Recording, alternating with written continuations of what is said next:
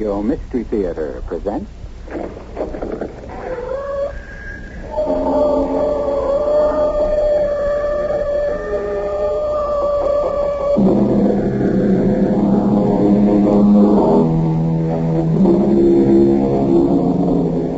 in. Welcome. I'm E.G. Marshall.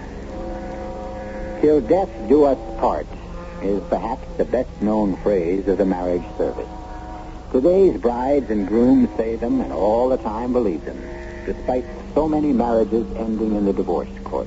There are, however, many marriages that are indeed lasting unions, and some very few that should have the word "till death do us part" changed to a promise to love to the grave and beyond, to the end of time.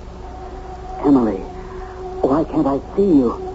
John, darling, I am dead, and you live. You've crossed a deep and dark boundary to be here to talk to me, and it is best for you to go back now and forget me. Forget you, Emily? You know I can never do that. Forget that you ever talked to me, John. Please, for your sake, if not for mine. Learn to leave the dead alone.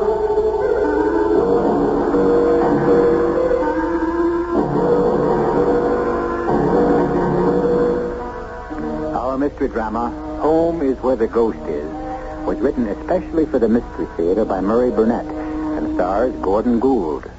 It is sponsored in part by Luden's Medicated Cough Drops and Buick Motor Division. I'll be back shortly with Act One.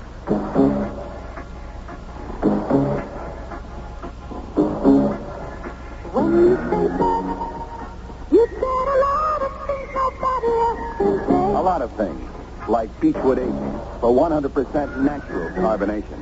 That's how the Budweiser people age their beer. Nobody else does it that special way. But then, nobody else is brewing the king of beers. I could tell you a lot of other things about Budweiser and why it's the largest selling beer in the world. But it all comes back to the Budweiser taste, and that speaks for itself, loud and clear.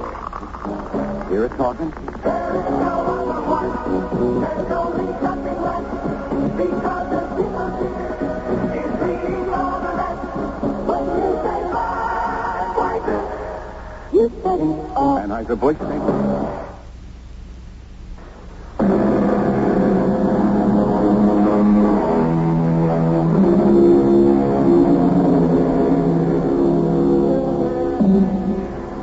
Each of us has a very special place, a favorite retreat.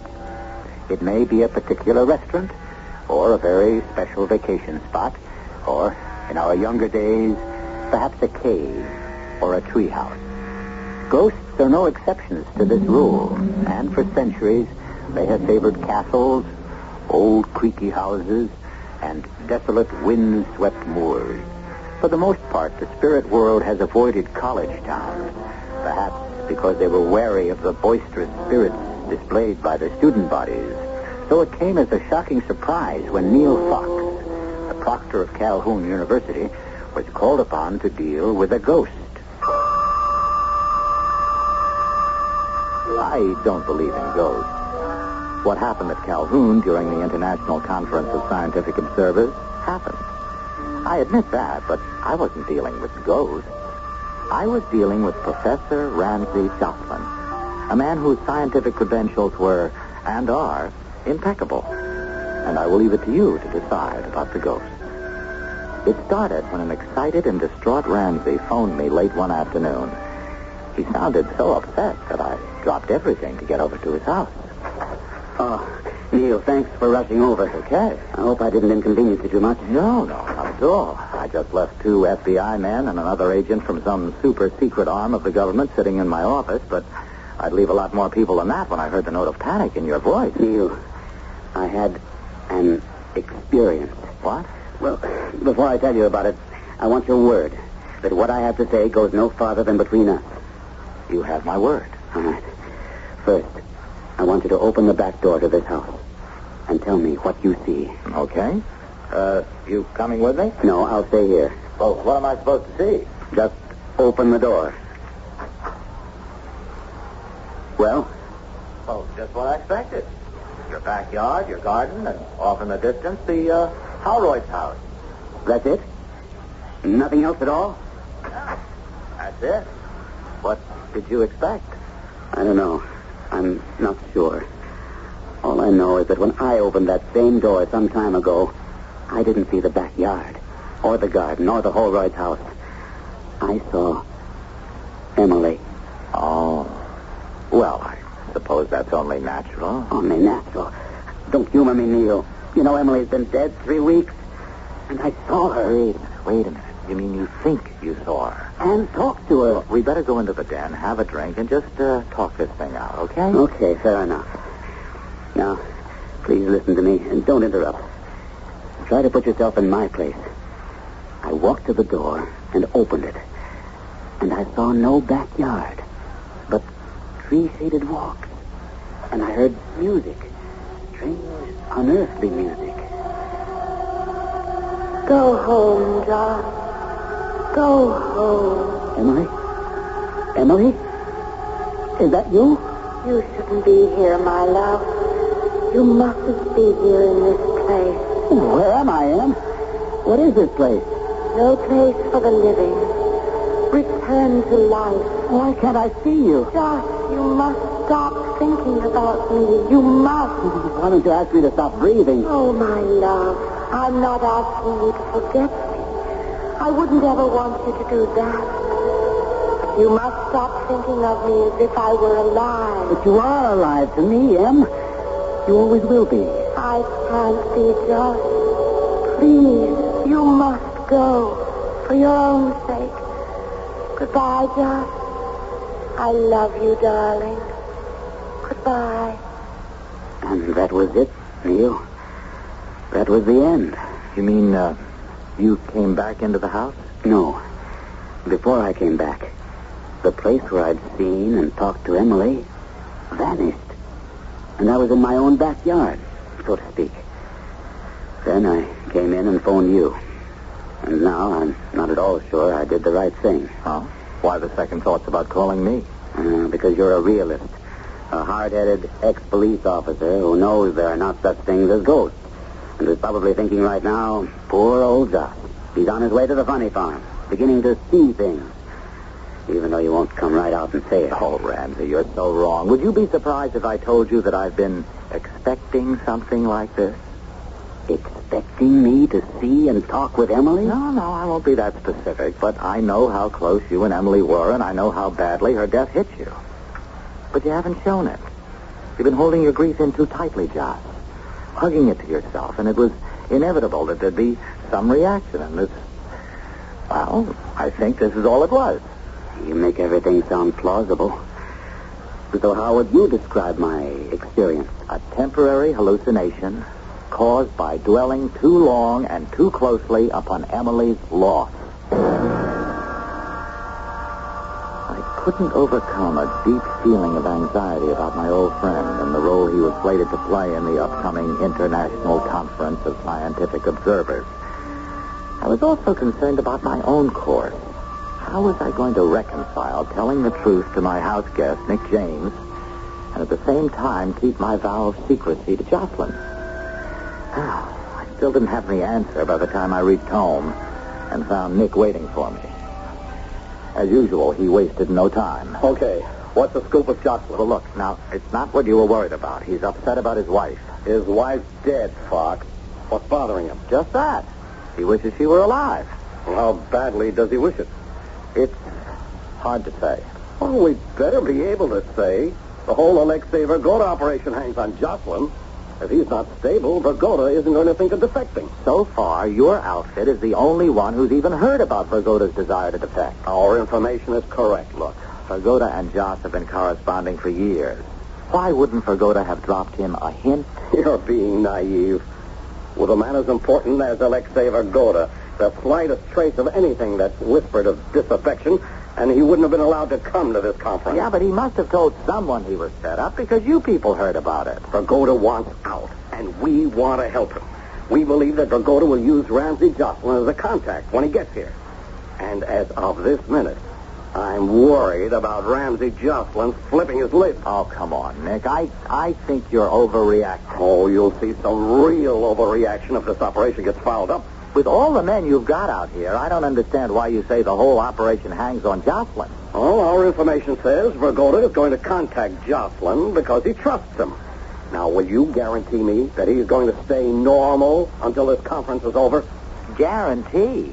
No one can guarantee that anyone will even be alive tomorrow. But what I will do is go back and check this whole thing out with Josh.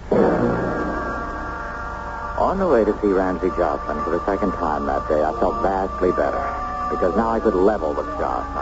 Shake him out of this preoccupation with the loss of Emily by presenting him with his important role in the proposed defection of Alexei Vergoda. I didn't find out until Josh told me later that at the very time I was on my way to see him, Josh was having another experience. Emily? Emily? I came back. You shouldn't have, Josh. You shouldn't have. Why not? What's the harm in my talking with you? I missed you so. I know how difficult it is for you, Josh, and it saddens me. But, Josh, as long as you're here... Yes? Do you remember Alexei? Of course. He's coming here to Calhoun, along with a number of other scientific types. And we're going to have a big powwow. I know. You know?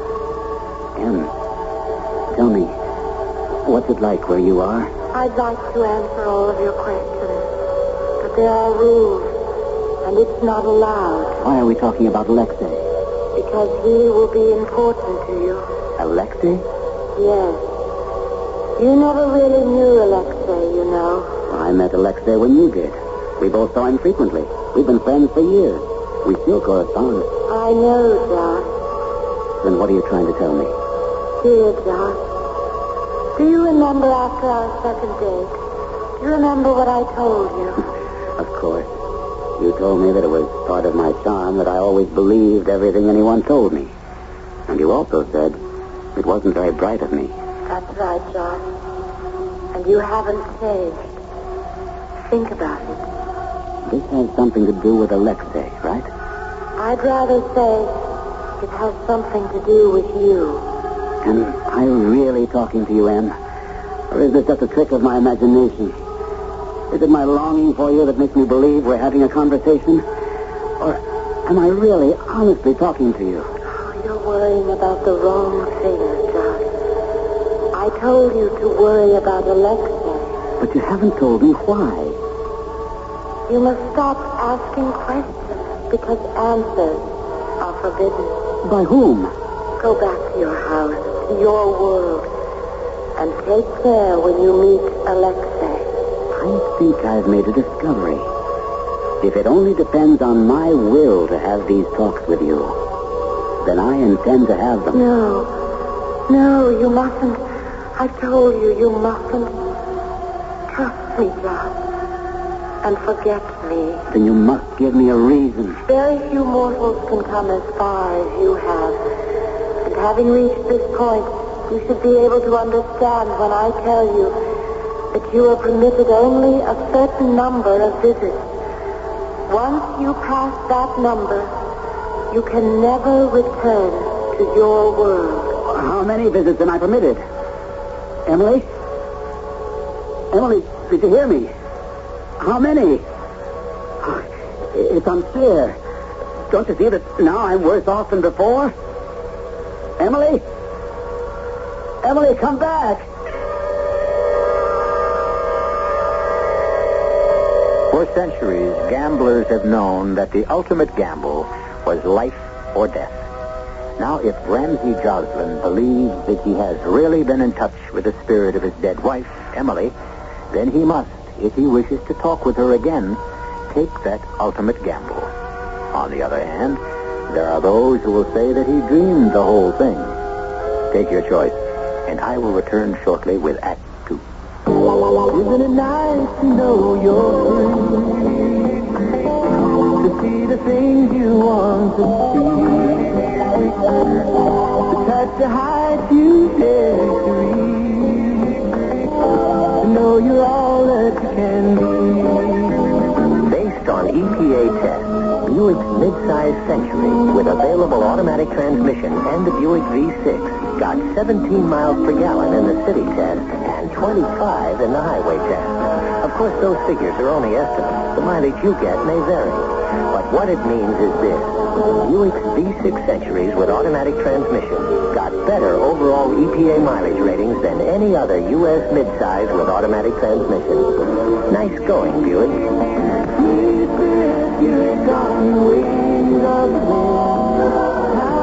In California, see your Buick dealer for EPA figures.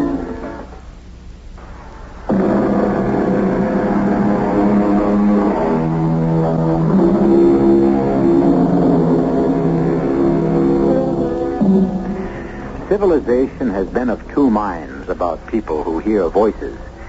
In some ancient cultures, they were enshrined as saints or honored as soothsayers, while in more modern times, some, like Joan of Arc, have been burned at the stake, and others sent to institutions. But the problem becomes complicated when a man who believes he heard the voice of his recently dead wife is not only a scientist and college professor, but also the key figure in the hoped-for defection of a top scientist. Ramsey, old friend, my game has improved much since we recently opened a bowling alley in my country. I can see that. And a wonderful thing about bowling alleys is that the most sophisticated of listening devices are useless here. I take it, then, you have something to tell me that you don't want overheard. Huh? Have you not been informed? If you're talking about the possibility of your staying in this country after the conference is over, I have heard about it. What did you hear? And from whom? From the proctor, Neil Fox, a friend of mine.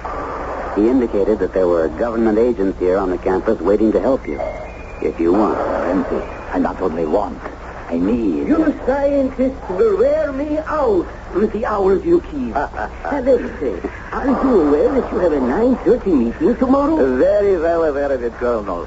We were just discussing our varying points of view. I, of course, know you are Ramsey Jocelyn, a distinguished scientist and a friend of my colleague Alexei. Oh, forgive me, Josh. This is Colonel Kirill Polatin, our guide and interpreter on this visit. Interpreter? I always thought you spoke such good English. Alexei is not the only scientist at this conference, Mr. Jocelyn. I apologize for my rudeness, Colonel. Apology accepted. And I will leave you two old friends to your game. Alex, I really don't know what came over me. Oh, not to worry. What you did will work out very well.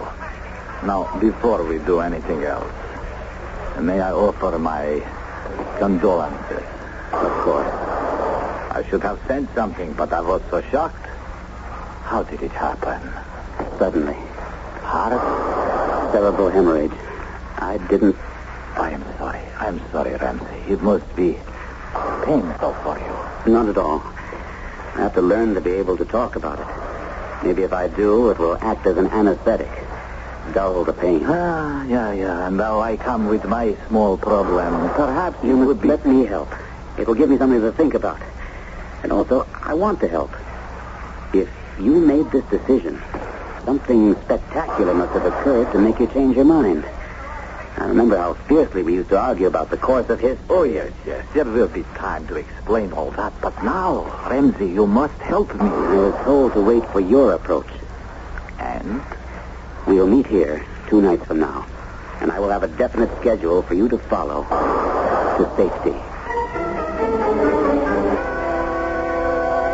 Well, we seem to be off to a fairly good start. Yeah, let's hope we're just as happy at the finish. Why? What do you think might derail us? Well, Nick, I don't know that I'd go as far as saying we're going to be derailed, but there are certain problems. And I don't think I can tell you specifically what they are without betraying a confidence. If you know of something that could interfere with us helping Alexei to defect, you owe it to your country to let me know about it. Okay, Nick, no lectures, please. I was the one who clued you in. I didn't have to. It's just that Ramsey is convinced he's been having conversations with Emily. So he's finally flipped. No, wait a minute. I don't think he's flipped. Well, then what do you think? You really believe he's talking to a woman who's been dead for a couple of months? Of course not. Mick, haven't you ever had dreams? Are you trying to tell me that Jocelyn dreams he's been talking to his wife? Everybody dreams. No. How about daydreams? What kind of daydream? Well, let's say that you open the back door of your house. Suddenly you're not in your own backyard, but in, sort of an Elysian field, and you can hear and talk with your wife. I guess we'll have to get cracking and pray that we can get Alexei Vergoda out before Jocelyn really cracks up. How sure are you that he's cracking up? Nick, have you ever thought that he might just be telling the truth? I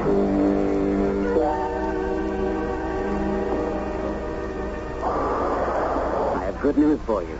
I've spoken to my people, and everything's been arranged. You will never know how grateful I am to you.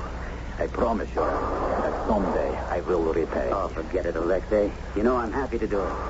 When, where, and how? It will be at the Roundabout Inn luncheon when we make our visit to Eden Farm. Aha. That is the day after tomorrow, is it not? It is. And how? I hope one thing, that it is not complicated. No, it's the soul of simplicity. No one knows the exact minute that we'll be sitting down to lunch, because the tour at the farm will take some time. What is this farm? Oh, Eden Farms produces only natural products grown organically. It's really a fascinating and instructive project. I see, but you will forgive me if I am more interested in the arrangement. Of course. As I said, it doesn't matter what time we sit down to lunch. You will excuse yourself after the first course has been served and ask for the men's room. You are allowed to go there, unaccompanied, I hope. Well, usually, but there should be a contingency plan, you know. There is. I'll explain in a minute. Because I've been to the farm so many times, I shan't be along on the trip. But I will go to the inn early. The inn's facilities are somewhat rustic. I shall be in the men's room, waiting for you. You will enter and escape through the window. It is large enough for a man to go through easily. And once I am out, the gravel driveway runs right under the window. There'll be a car, and you'll be safe. And free, provided that you have a contingency in case I am accompanied when I leave the table. If that happens, whoever it is will be stopped momentarily by the maitre d', who will have some inconsequential question to ask. Well, it would seem that everything has been well planned. You don't sound very happy about it. Oh, I am. But you, of all people, just should understand that to me, I am giving up a country, a way of life, and perhaps more importantly, a philosophy by which I have lived ever since I can remember. If you're having second thoughts, the people who have been briefing me will be very upset. No second thought. But I am sure you will understand that it's only natural for me to be apprehensive. Ramsey, I face an unknown future. And at this time of my life, that is something to think about.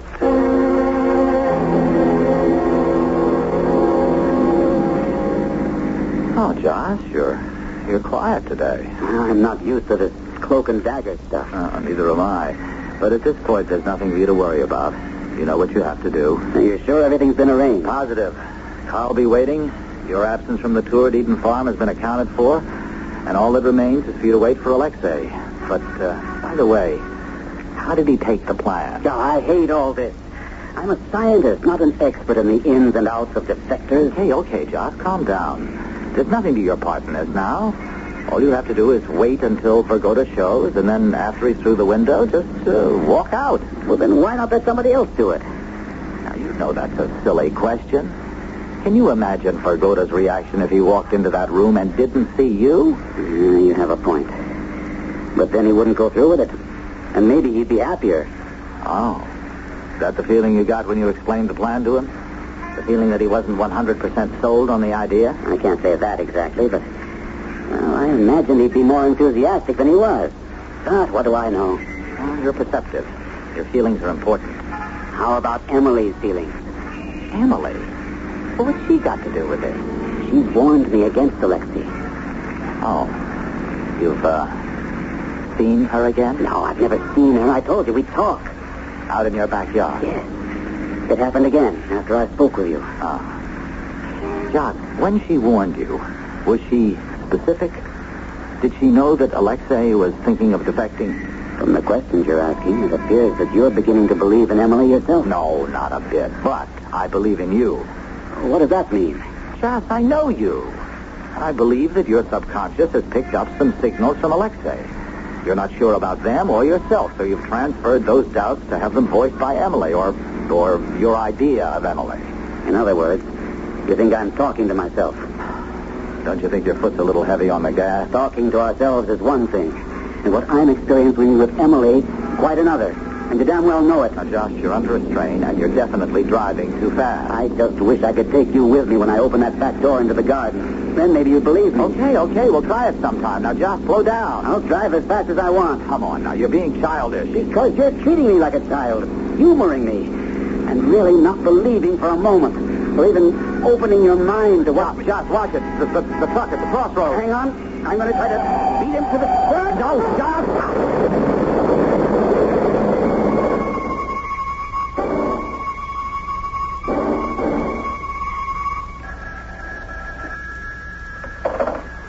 Yes, hello. Neil, I called your house first, but they told me you were still in the hospital.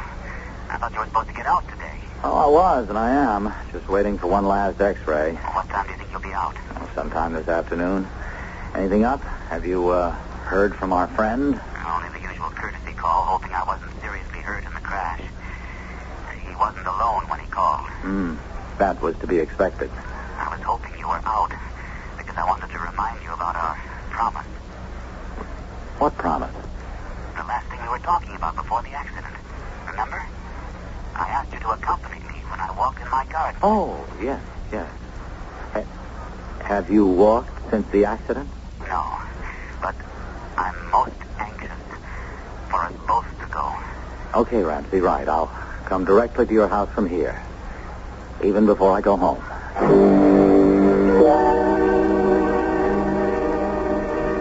You're not scared, are you? No, of course not, but maybe there has to be some kind of preparation. Like what? Well, like me thinking about Emily, concentrating on her, and you doing the same. I don't see why. I never thought about her before. I mean, made an effort. I just opened the door, and there she was.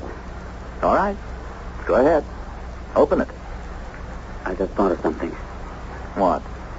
Suppose that when I open this door, you see the backyard as it was, always, and I see what I've seen before.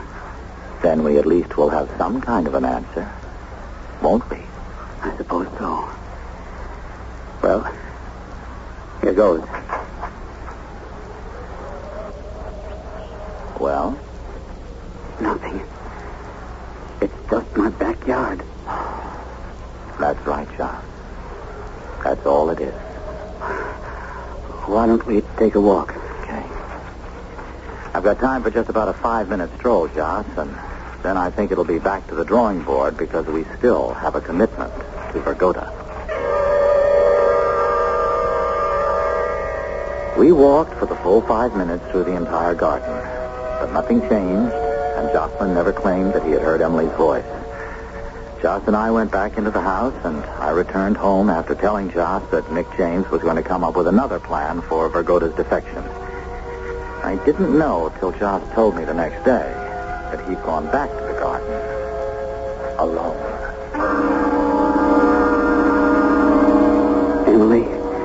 Emily, maybe I made a mistake bringing Neil.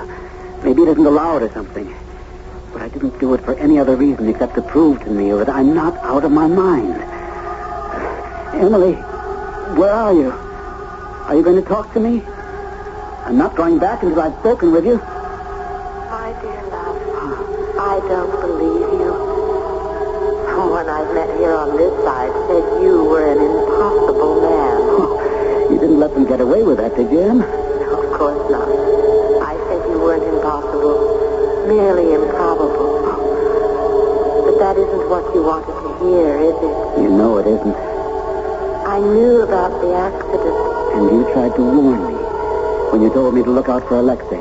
Not exactly. But you did warn me about Alexei, didn't you? Yes. And you must have known what was going to happen. Oh, you must stop this, John. You must. It's terribly dangerous for you. More dangerous than Alexei? Oh, yes. Much more. I must go. I swear by your love for me and mine for you, if you visit me once more, you can never go back. The question remaining to be answered is, will a man as strong-minded as Ramsey Joslin heed the warning? I'll be back with that answer in Act 3 in just a few moments. You can have great taste, lots of great taste and taste with Luden's. They're medicated cough drops with great taste in every box. Wild cherry, sweet and savory, menthol, cool and flavory. Honey, the way you went with lemon or licorice. Oh, you can have great taste, lots of great taste and taste with Luden's. Luden's, the medicated cough drops that don't taste medicated. They taste great. Use only as directed.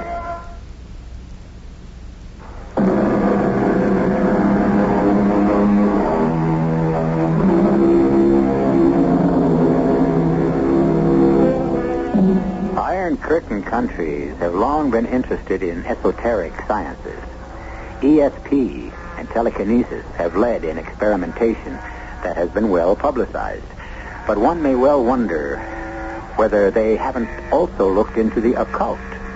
If this were true, as well it might be, then a dissenting scientist who wished to defect wouldn't be too upset to find his contact in the United States engaged in conversation with his dead wife. This opinion, however, isn't shared by the American government agent masterminding the arrangements for the defector. Foul up. That's what you can expect every time you deal with amateurs. Oh, look, Nick, I don't see how you can blame an automobile accident on the fact that Ramsey Joslin is an amateur in espionage. He was driving, wasn't he, Fox? And according to you, he was upset about his wife, and he wasn't paying attention to what he should have been thinking about. One thing only.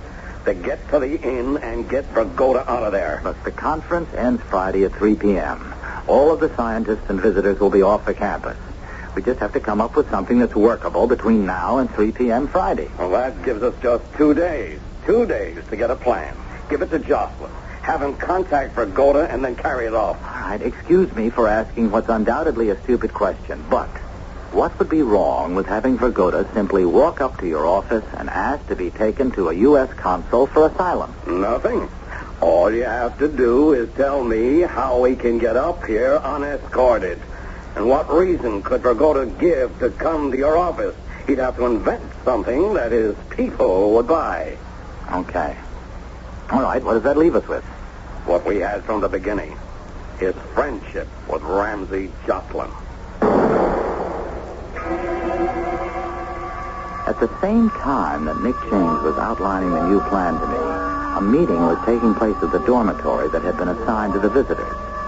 I didn't know it at the time, but it was all too clear before the end of this affair. As you well know, Comrade Vergoda, our superiors don't believe in acts of God. Nor automobile accidents either, eh, Colonel? Whatever names we call it, it is failure, and we both know how they regard failure. There need be no failure here with Jocelyn. We are desperately short of time. Who says that Jocelyn is so important that we must have him? What? Didn't the original suggestion for the kidnapping of Jocelyn come from you? Whether or not Jocelyn is important to us has no bearing on their attitude about me. You agree that I am still a number one priority on their books? Yes, I agree. So, they must renew their efforts to set up another rendezvous. And time also pressures them. I am going to explain to my old friend Jocelyn that I have decided it isn't in the cards for me to be able to defect successfully. Very clever. Then you expect him to argue with you and try to change your mind, huh? Most certainly. And during that urgent arguing, we will again become very close. And we will talk much more openly about everything, including his experiments. I cannot see any major objections to this proposal. What is our agenda for today? Well, let me see. 2 meetings, The afternoon conference on weather control data is at Goodwin Hall. As I remember, there is a cafeteria at Goodwin. Why don't we lunch there and allow ourselves to be, shall we say, discovered? I think you should know, Alexei, that you never fooled me for a moment. What? Who is that? Emily, the girl you hope to marry. You always had an underlying streak of treachery, Alexei, and it made you completely unattractive. Is this some trick? Something? No trick, Alexei. But please, remember, you may fool Josh, but you will never fool me. This is ridiculous.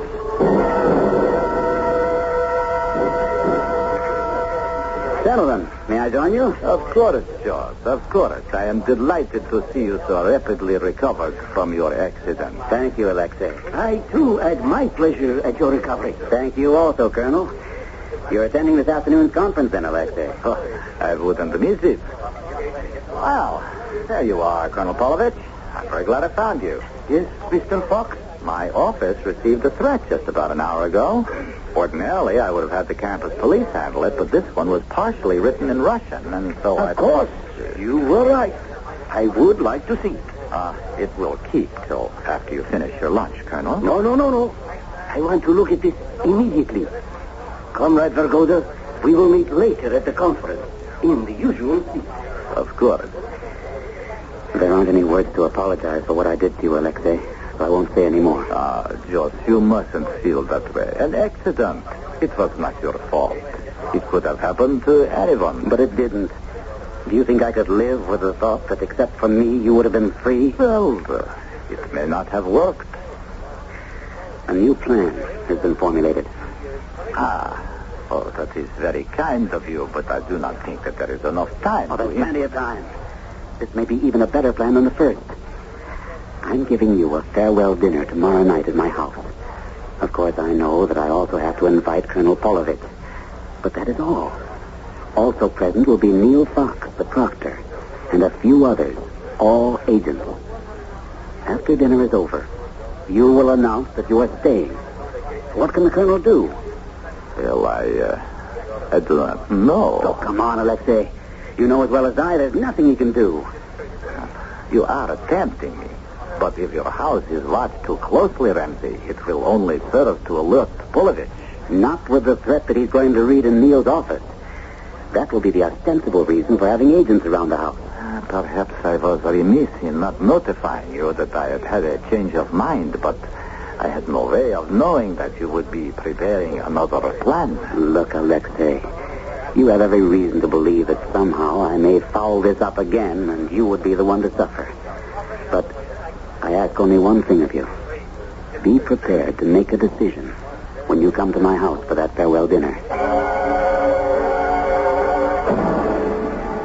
So now, Colonel, we go back to the original design. We take Ramsey Jocelyn back with us. But now we have to take him from under the noses of the men who think you are going to defect to them. They have made a large mistake. Because of the false threat they showed you earlier, you have every right to ask to participate in the security arrangements for the dinner. It should be a relatively simple matter to replace their men with ours. Perhaps. But still, I will have to be at the dinner and will have to use some force to get Jocelyn away. Yes. A dart gun to incapacitate the agent Nick James. I do not think that the proctor will give us any trouble. And Jocelyn? Well, if necessary, we can drug him as previously planned. We will go to the dinner and adopt your plan.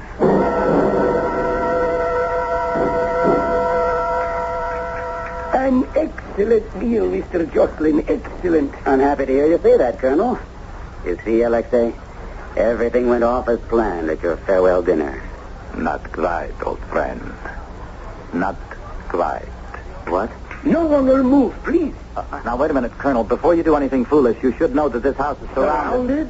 And under surveillance by loyal members of my country and that your friend there, Nick James, is a government agent whom I deal with so. No need for alarm, please. Mr. James is not dead, merely tranquilized. The same will happen to anyone else who tries to interfere. I swear to you, Alexei, I don't know. Ramsey, it was all my doing. I don't understand. I never intended to defect. I've always been happy with my life. But, old friend, I do believe that you have stumbled across a discovery that we can put to good use in my country. If you're talking about the Les Nyan, you can forget it, Alexei. I wouldn't think of... Either you come with the Colonel and me willingly, or we will tranquilize you. Emily, she warned me against you. This is what she meant. Come, Alexei. We waste time, and we do not have enough to waste. Emily, she warned you against me? Impossible. You lie. She was not sure which of us to choose until the very last moment. Oh, I don't mean years ago. I mean now, just before your visit. But she couldn't have. She is dead. Nevertheless, she did. And I can prove it. Do you dare to have it proved to you? Enough. You will come to this side of the table. Ramsey, how can you prove it? Easily. Just step out into the garden with me, and Emily will prove it. The garden? By that will... Alex. No, one moment, Colonel. The garden. 1 minute in the garden, and you'll have your proof. All right. Move quickly. We will be back directly, Colonel. There is nothing to lose since we have the house safely surrounded. I give you 1 minute, Alexei. No more.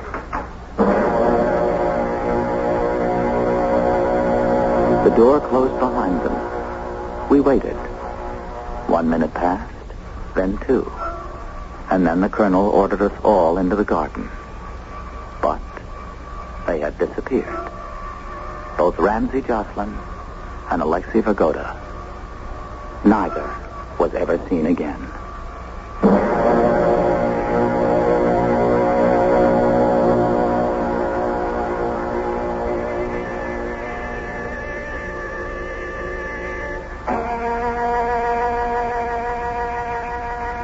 The story you've just heard cannot, of course, be verified. Although we do know there was such a conference. And we also know that one member attending the conference was taken ill and never returned to his homeland. As for Professor Ramsey Jocelyn, the papers say he died in an automobile accident. All we know is that he is dead. I'll be back shortly.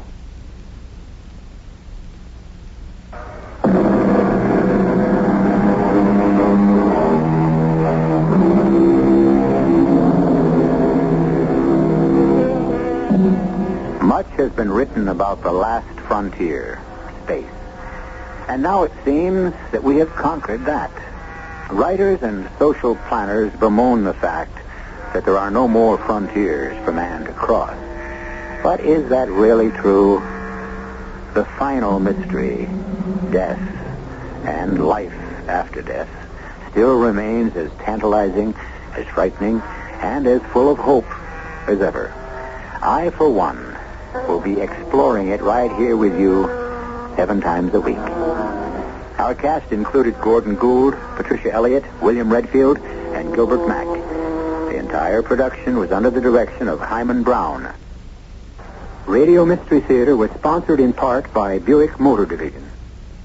This is E.G. Marshall inviting you to return to our Mystery Theater for another adventure in the macabre. Until next time, pleasant dreams.